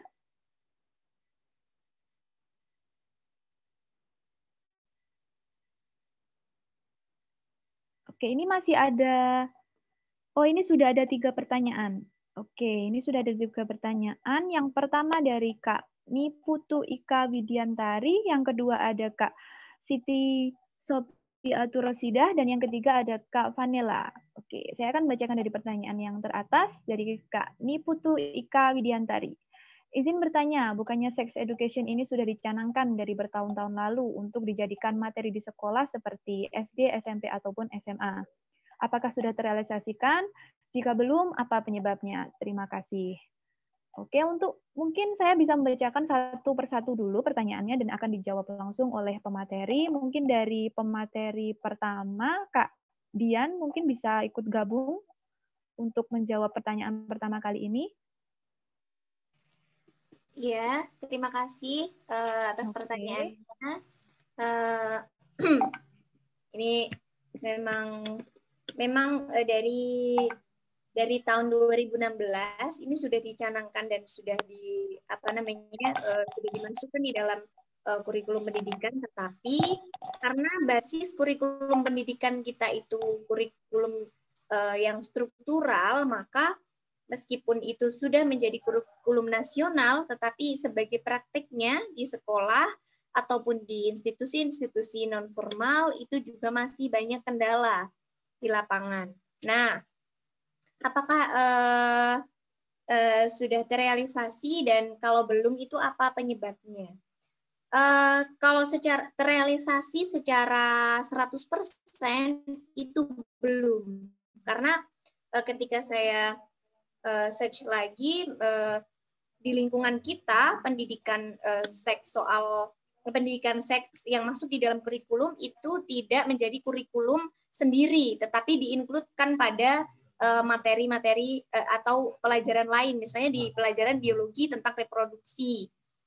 Nah, untuk menjadi pendidikan seks yang independen ataupun menjadi mata pelajaran itu masih belum. Tetapi ada basis sekolah-sekolah yang sudah menggunakan seks edukasi materi pembelajaran tentang seks edukasi itu menjadi basis mata pelajaran, yaitu salah satunya di Syafana Islamic Primary School BSD dari kelas 1. Jadi dari kelas 1 sampai kelas 6 itu membahas tentang bagaimana fungsi organ, dan ini menjadi basis dari dari anak-anak tersebut untuk mengenali jenis-jenis bahkan jenis-jenis kekerasan seksual yang terjadi di lingkungan di sekitar kita dan potensi-potensi apa saja yang akan terjadi ketika ada potensi-potensi adanya kekerasan seksual. Nah, di sini yang kedua itu di Depok, dari TK itu dan sekolah dasar di TK Granada Montessori dan sekolah pribadi juga punya pelajaran tentang sex education.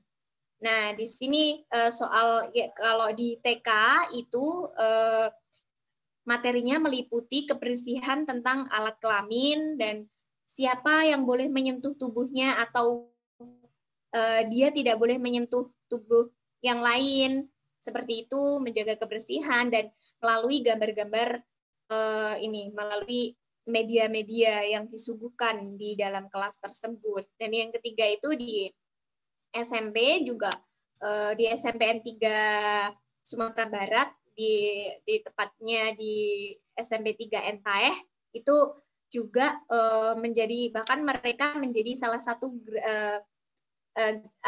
generasi percontohan yang digunakan untuk menyebarkan informasi kepada teman-teman yang lain tentang jadi kayak dibentuk penyuluhan tentang seks di kalangan temannya dan juga di luar sekolah. Jadi kayak agen gitu, modelnya agensi. Kenapa belum terrealisasi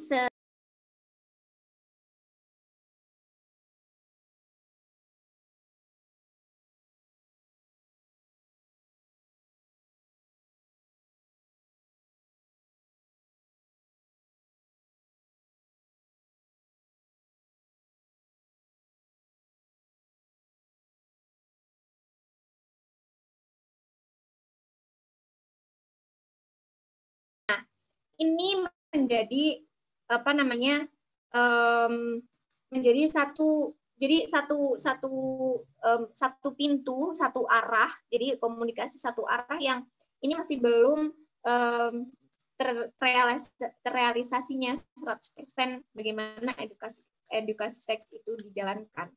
Jadi dari orang tua ataupun dari misalnya dari institusi pendidikannya sendiri dan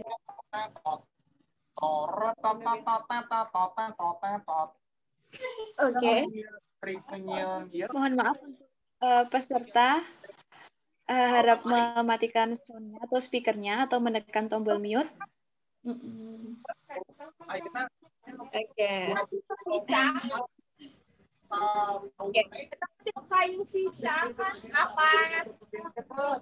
Itu ya, jadi penyebabnya kenapa belum sudah ada yang merealisasikan dan juga masih dan juga ada yang terrealisasi dan juga ada yang belum. Nah, ini juga memang harus ada pantauan dari dinas pendidikan yang terkait, misalnya dinas pendidikan di wilayah nanti tentang bagaimana pendidikan seks itu benar-benar di dalam satu kurikulum. Nah, dan juga tentunya ini juga harus dikawal baik-baik. Hal yang tabu dan tidak bisa dipelajari atau hanya bisa dipelajari ketika mereka dewasa.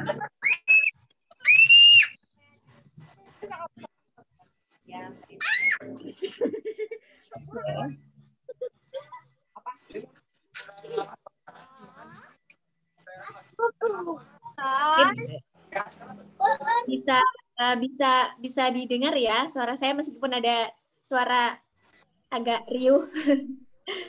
Oke, bisa Kak. Ya itu kalau dari saya sih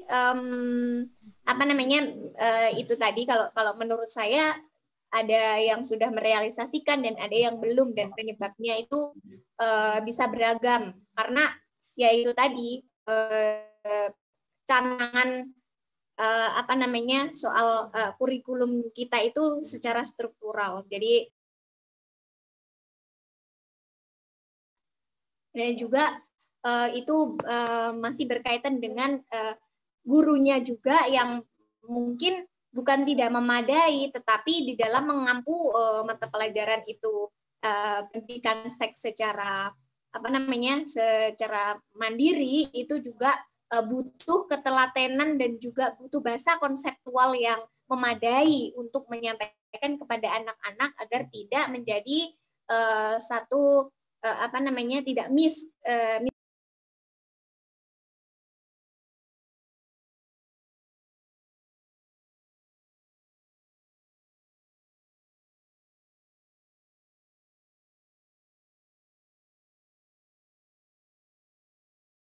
yang di dalam pendidikan sendiri, guru dan murid itu komunikasi searah karena ada siswa itu masih punya mindset ataupun paradigma yang mengatakan itu malu soal membahas tentang tubuhnya itu malu dan tidak mau diketahui orang lain gitu. Seperti itu. Itu dari saya, terima kasih. Oke, terima kasih Mbak Dian atas jawabannya. Oke, selanjutnya saya akan mempersilahkan Mbak Sri Wahyuni untuk memberikan jawaban dari perspektif psikolog. Mungkin dari Mbak Sri Wahyuni, waktu dan tempat saya silahkan. Oke, terima kasih. Mungkin di sini saya lebih kepada menyempurnakan ya jawaban dari Mbak Dian tadi, karena sebenarnya kurang lebih jawaban Mbak Dian itu sudah sangat mencakup bahwasanya untuk kebijakan tentang sex education ini sebenarnya sudah dicanangkan sejak 2016 dan itu sudah menjadi bagian dari Kurtilas dan juga sudah menjadi bahan pengajaran seperti itu. Cuman itu memang hanya fokus kepada hal-hal yang bersifat fungsional dan reproduksi kayak gitu. Jadi masuk kepada pendidikan biologis seperti itu. Nah, sedangkan sebagai seorang guru itu menurut saya materi yang bersifat fungsional, kemudian yang bersifat reproduksi itu sebenarnya nggak sebatas itu aja, tapi mereka lebih harus menekankan untuk pendidikan karakter dan juga norma-norma kayak gitu. Karena sebagaimana dijelaskan Mbak Dian tadi bahwasanya berhasil atau enggaknya pencanangan sex education di Indonesia itu kan juga dipengaruhi oleh bagaimana lingkungan keluarga, lingkungan masyarakat seperti itu. Nah, ketika guru itu memberikan pengajaran nggak sebatas kepada teori, tapi juga lebih kepada pemahaman karakter dan nilai, itu saya rasa itu akan lebih nyampe kepada mahasiswanya seperti itu. Dan di sini tentu kita perlu juga peran dari pemerintah itu sendiri, karena memang peran yang paling besar itu adalah peran Kemendikbud ya dalam membuat program atau menyusun kurikulum pendidikan seperti itu. Saya rasa seperti itu aja sih, ringkas. Oke, terima kasih dari Kak Sri Wahyuni untuk jawabannya. Saya akan membacakan pertanyaan selanjutnya.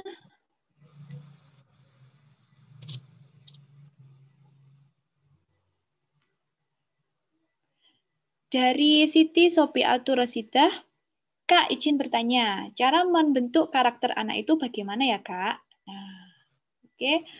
Mungkin dari Mbak Dian lagi bisa menjawab terlebih dahulu. Oke. Ini cara membentuk karakter anak ya. Ini mungkin kalau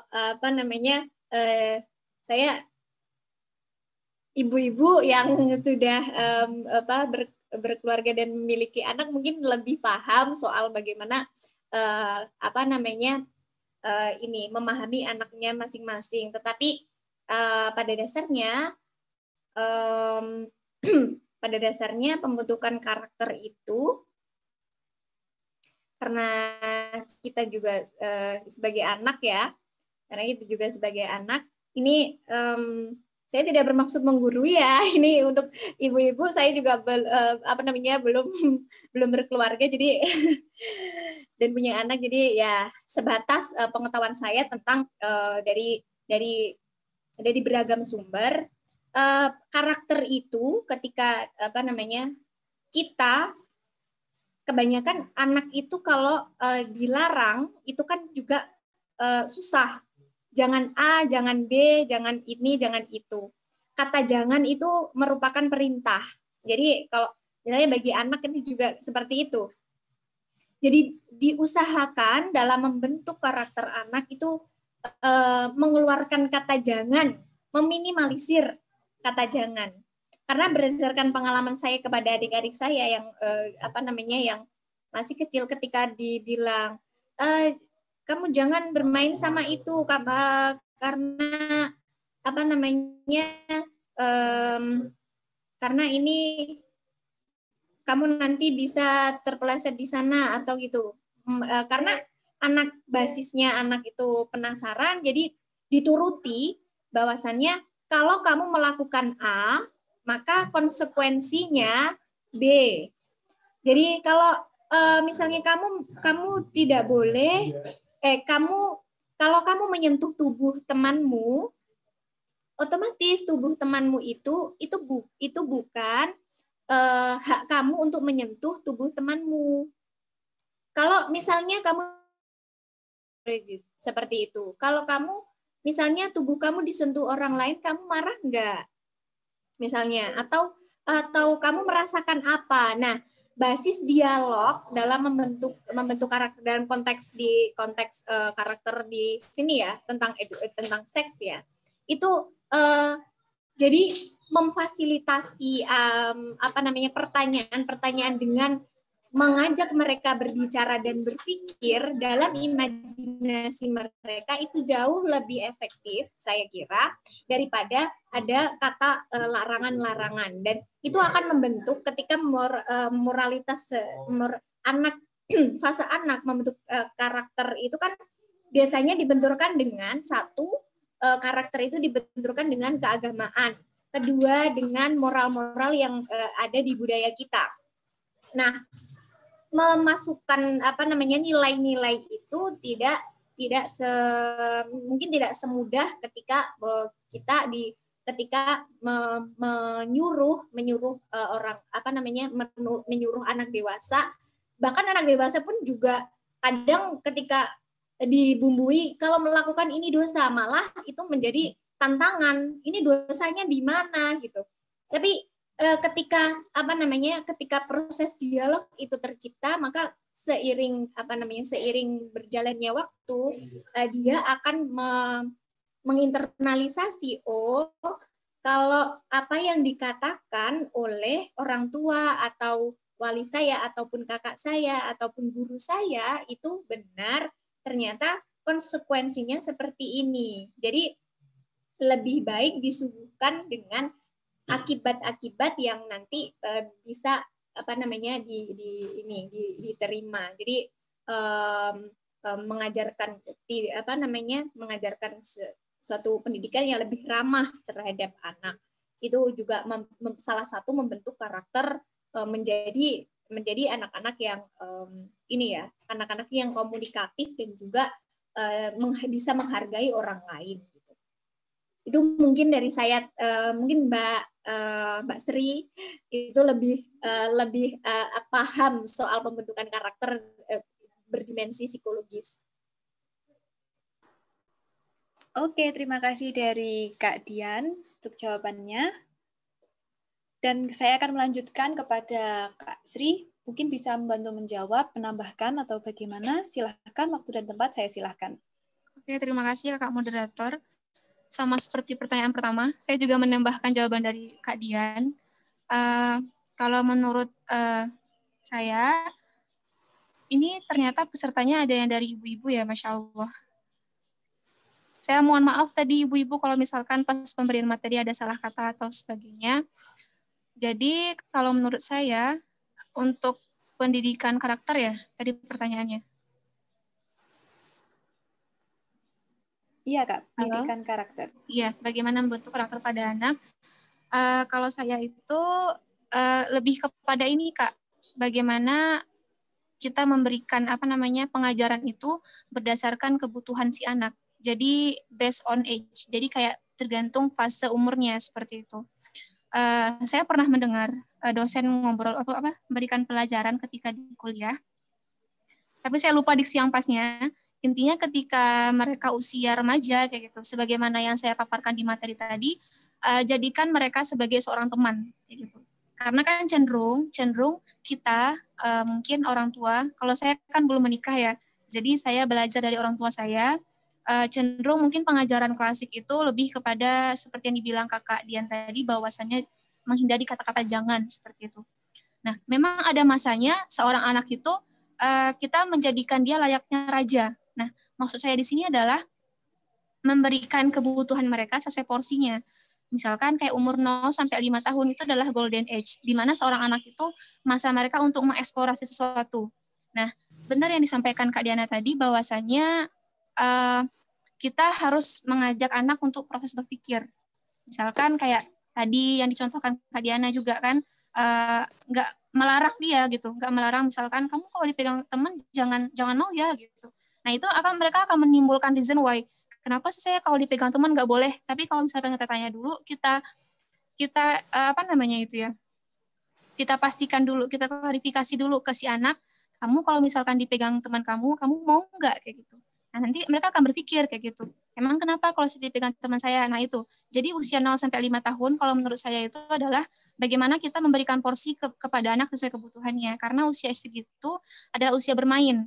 Usia dia mengeksplorasi sesuatu dan usia mengembangkan kognitifnya seperti itu atau cara berpikirnya. Nah, nanti di usia 7 tahun sampai 12 tahun mungkin udah masuk masa pubertas, itu kita mulai menjadikan dia sebagai teman. Misalkan tadi kakak pelajaran di sekolahnya apa? Cerita dong sama bunda gimana pelajaran gimana kegiatan di sekolah kayak gitu. Nah, dengan begitu anak akan menganggap posisi kita atau orang tua itu sebagai seorang teman kayak gitu.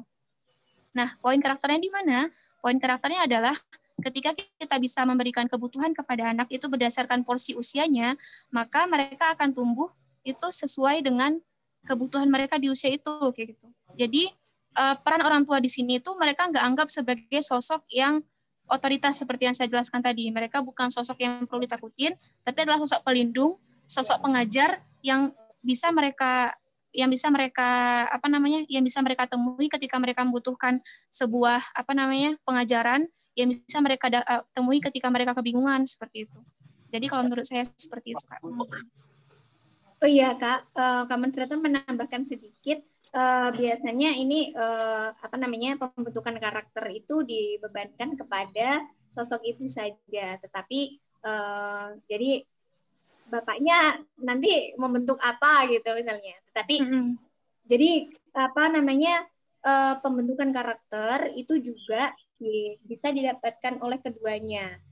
Dan ini akan sulit untuk kalau misalnya pembentukan karakter hanya dibebankan kepada perempuan saja. Kalau misalnya itu dia hidup dengan ayahnya, jadi pembentukan karakter juga pasti nanti juga akan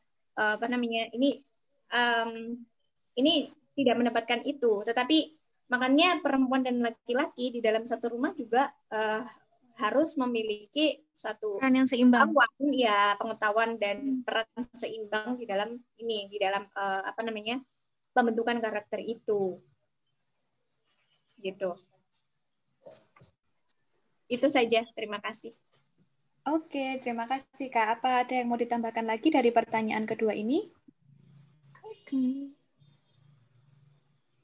Aman? Saya rasa tidak ada ya.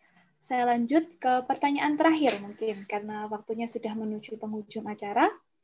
Dari Kak Vanela, saya ingin bertanya kepada kedua pemateri mengenai manipulasi yang sering menjadi duduk perkara kekerasan seksual. Meski anak sudah diedukasi mengenai tubuh mana saja yang tidak boleh disentuh oleh orang lain, namun perihal manipulasi yang dilakukan pelaku kekerasan seksual bisa saja mengacaukan pikiran anak. Bukan saja anak, bahkan orang dewasa pun sering kecolongan masalah ini. Pertanyaan saya, bagaimana solusi untuk mendidik anak masalah manipulasi ini? Wih, ini sangat keren sekali pertanyaannya. Mungkin dari Mbak Dian atau Mbak Sri mau menjawab terlebih dahulu? Monggo Mbak Sri. Oke, kita beralih ke Mbak Sri dulu.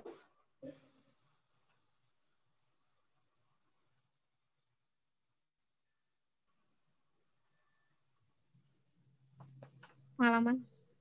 Oh, mungkin ya. Ini menurut saya cukup dilematis menjawabnya karena teman saya sendiri itu juga pernah punya pengalaman yang serupa. Ketika di perjalanan dari satu kota ke kota lain itu dia mendapatkan pelecehan dan nggak berani untuk speak up seperti itu. Sebentar, saya ingin tahu poin pertanyaannya ya. Poin pertanyaannya adalah solusi untuk mendidik anak masalah manipulasi ini. Nah, kalau menurut saya yang saya pahamin aja nanti bisa ditambahkan sama Mbak Dian. Selain kita mengenalkan anak secara sex education itu bersifat reproduksi yang sifatnya anatomi ataupun fungsi-fungsi, kita juga perlu untuk memperkuat mental anak, memberikan mereka edukasi keberanian kayak gitu. Keberanian dalam diri mereka ketika mereka nanti diserang oleh orang luar, misalkan mereka udah diajarkan bagaimana untuk memproteksi diri, untuk tidak mudah bergaul dengan orang lain seperti itu. Tidak mudah menerima informasi dari orang lain atau seterusnya kayak gitu kan. Yang sifatnya adalah self defense. Cuman misalkan kita kan nggak tahu ya akan ada kejadian di mana yang nggak terduga gitu. Tiba-tiba orang menyerang kita seperti itu. Nah, kalau saya sih lebih kepada menekankan keberanian kepada si anak kayak gitu. Yang seperti poin yang saya jelaskan tadi, saya menjelaskan bahwasanya si anak perlu ditekankan kepada diri mereka bahwa mereka adalah sosok yang berharga. Jadi tubuh mereka, diri mereka itu adalah sesuatu yang berharga kayak gitu dan nggak mudah untuk disentuh atau diganggu oleh orang lain. Nah, ketika mereka mendapatkan perlakuan yang tidak senonoh itu, mereka harus memiliki keberanian ataupun keberanian untuk melaporkan atau memberikan peringatan kepada orang tersebut kayak gitu. Kalau saya sederhananya seperti itu ya sih Kak. Lebih ke situ aja. Nanti bisa ditambahkan sama Mbak Dian. Oke, terima kasih dari Mbak Sri. Saya persilahkan selanjutnya untuk Mbak Dian memberikan tambahan untuk jawaban kali ini. Waktu dan tempat saya silahkan. Ya, terima kasih. Pertanyaan manipulasi ini mungkin juga dikonotasikan ini ya, iming-iming juga, manipulasi, dikasih iming-iming ini. Nah, biasanya ini adalah salah satu penyebabnya adalah ketidakpercayaan diri juga, dan juga terlalu percaya dengan orang asing gitu, terlalu percaya orang asing. Jadi benar kata Mbak Sri bahwasannya menanamkan suatu nilai di dalam dirinya itu adalah sesuatu yang berharga, dan ini menjadi sesuatu hal yang benar-benar ketika orang yang tidak dikenal itu memberikan tawaran apapun, ini berarti kan anak ini tidak percaya diri atas apa yang yang dimilikinya. Jadi sangat bisa untuk dia berani ketika itu sudah terjadi, maka ini dia itu harus bisa berani speak up. Nah, intinya memang keberanian, dan karena manipulasi itu kan cenderung oke, ada tawaran yang lebih menarik, ada ada hal yang lebih baik dari dirinya, misalnya, itu berarti ada sesuatu di dalam paradigmanya itu adalah dia tidak memiliki kepercayaan diri yang cukup, karena berarti menggantungkan sesuatu hal yang lain kepada menggantungkan yang lebih besar kepada orang lain. Pada prinsipnya memang tidak menanamkan untuk tidak begitu percaya kepada orang yang tidak dikenal, dan bahkan kepada orang yang dikenal yang tadi dikasih iming-iming juga seharusnya kenapa dikasih iming-iming, dia harus benar-benar punya keberanian untuk mempertanyakan itu dan juga menegur. Jadi ini menanamkan bahwasannya ini bukan sesuatu hal yang dia kalau menyangkut harga dirinya berarti itu dia harus berani melawan siapapun gitu. Bahkan kalau kasusnya tadi seperti kepada ayahnya ataupun kepada pesannya kan juga berarti harus punya kepedean untuk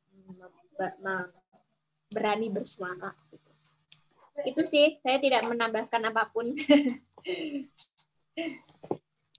Menekankan saja. Terima kasih pertanyaannya Mbak Venila. Oke, terima kasih jawabannya dari Mbak Dian sama Mbak Sri.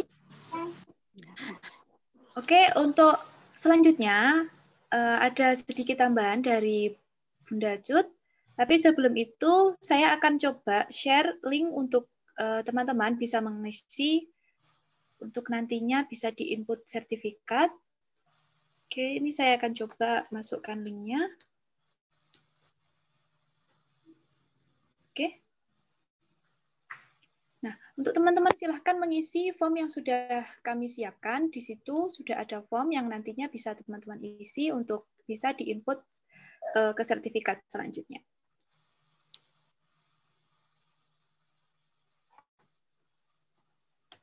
Oke, sambil mengisi atau menunggu teman-teman, mungkin Bunda Cut tadi mau menambahkan. Ya, terima kasih Kak Helin, terima kasih Kak Dian, terima kasih Kak Cici, paparan yang sangat luar biasa. Sedikit menambahkan saja bahwa persoalan sex education itu sebetulnya bukan hanya knowledge, tetapi bagaimana kita mempraktekkan, terutama para orang tua ketika menyikapi itu terjadi pada anak-anak. Saya ambil contoh ini ketika kami mengadakan pertemuan para ibu-ibu, artinya berarti di PKK ya, atau di Yasinan. Ketika saya terlibat berada dalam forum ibu-ibu, ada seorang ibu wali murid yang menceritakan ketika dia menjemput anaknya di sekolah, dia melihat anak-anak itu saling guyon kelakar gitu, saling kelakar, kemudian saling ledek. Mas Fahmi, tolong bisa di mute.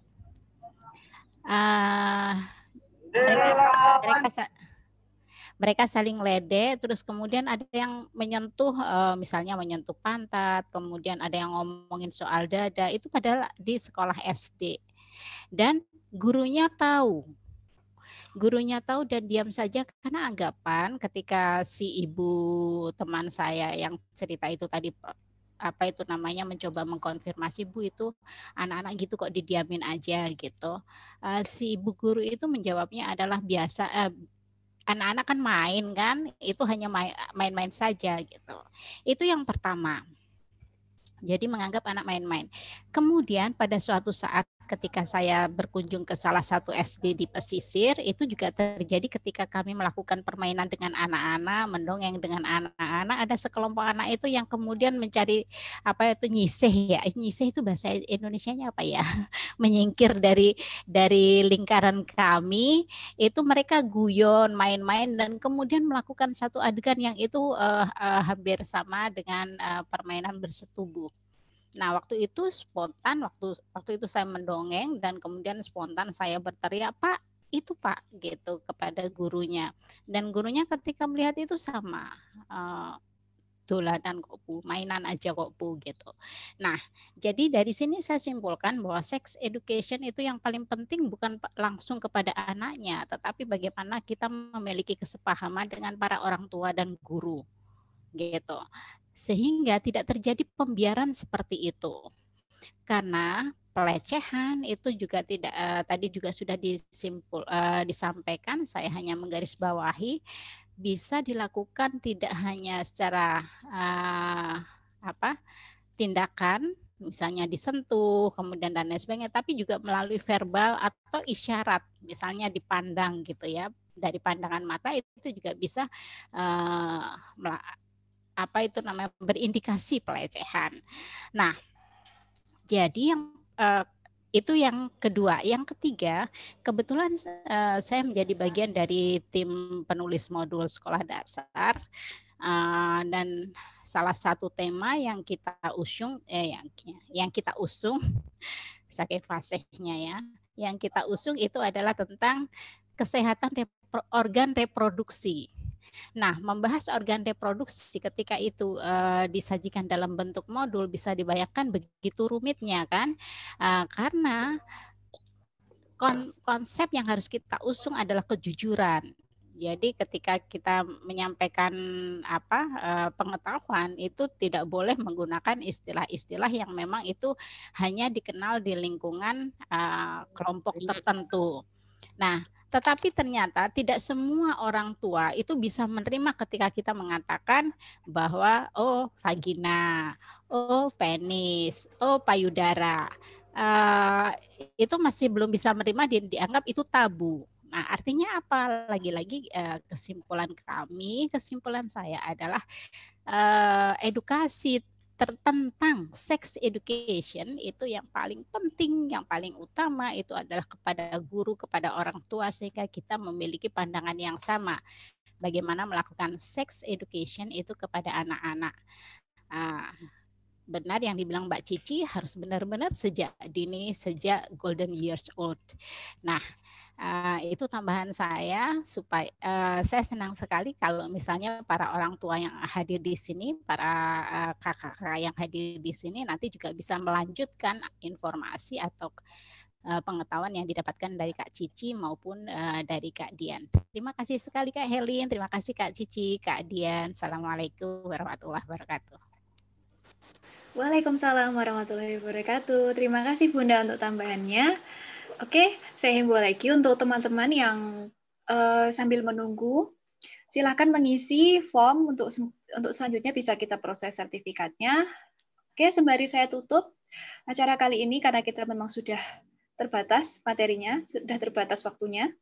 Saya ucapkan terima kasih kepada pemateri, kepada kedua pemateri yang telah menyampaikan ilmu-ilmu yang sangat keren dan luar biasa.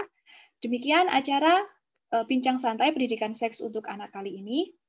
Selanjutnya, sebelum saya menutup sesi ini, saya akan memberikan kesempatan untuk kedua pemateri. Mungkin ada yang mau disimpulkan sepatah dua patah kata mungkin dari Mbak Dian dulu. Oke, ya terima kasih banyak.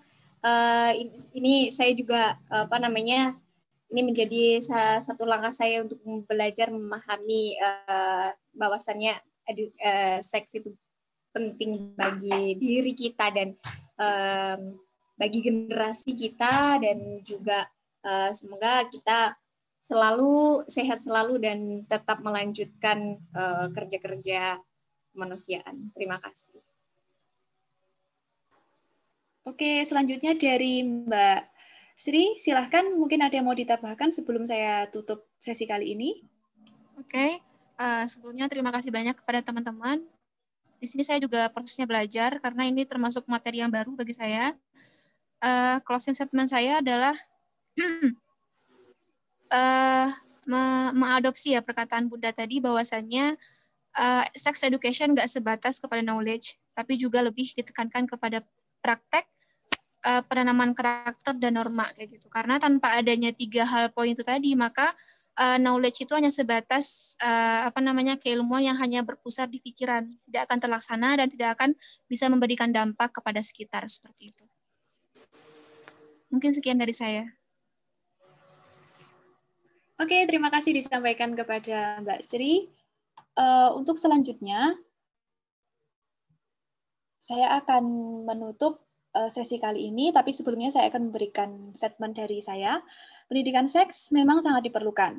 Pengajaran, pengarahan, kemudian penerimaan yang tepat dapat mencegah potensi dari orang-orang terdekat kita menjadi. Menutup sesi kali wakil dari Panitia mengucapkan terima kasih yang sebesar-besarnya kepada seluruh peserta dan juga pemateri yang telah ikut berpartisipasi sharing ilmu dalam acara Bincang Santai Pendidikan Seks untuk Anak Festival Bonorowo Menulis ketiga kali ini.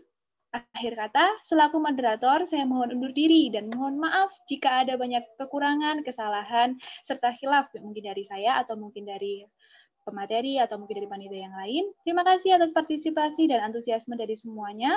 Jangan lupa untuk mengisi link yang sudah saya share pada Zoom chat yang sudah saya share tadi. Akhir kata, salam sejahtera, salam literasi. Wassalamualaikum warahmatullahi wabarakatuh. Waalaikumsalam warahmatullahi wabarakatuh. Waalaikumsalam warahmatullahi wabarakatuh. Terima kasih. Selamat sore. Terima kasih ya Kalian. Terima kasih juga kepada para pemateri dan panitia.